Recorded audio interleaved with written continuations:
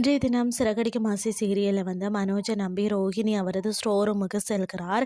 அங்க மனோஜ் நண்பன் சந்தோஷிக்கு சாட்டை அடி கொடுத்து நபரை வர வைக்கிறார். ரோஹிணி ஸ்டோர் ரூமுக்கு விஜயாவை அங்கு கண்டதும் ஷோக் ஆகிறார். விஜயா தன்னை சாமியாரை வைத்து ஏமாற்றிய விஷயத்தை ரோஹிணியிடம் கூறி திட்டுகிறார்.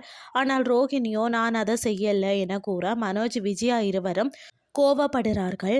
விஜயா இத்தனை நாள் இவளை விட்டு வச்சது தப்பு, இவளுக்கு கொடுக்க வேண்டியதை கொடு என விஜயா கூற ஏற்பாடு செய்த சாட்டை நபரை அழைக்கிறார். பிறகு ரோஹிணி கதற கதற சாட்டை அடிக்கும் நபர் அவரை அடிக்கிறார். ரோஹிணியை பார்க்க அவரது வீட்டிற்கு சென்ற சிந்தாமணி அந்த சாமியார் பெண்ணிடம் நான் தான் நீ பிளான் போட்டு கொடுத்த என சொல்ல வைத்தேன் என சொல்லியிருந்தால் விஜயாவுடன் இருக்கும் நட்பு உடைந்துவிடும்.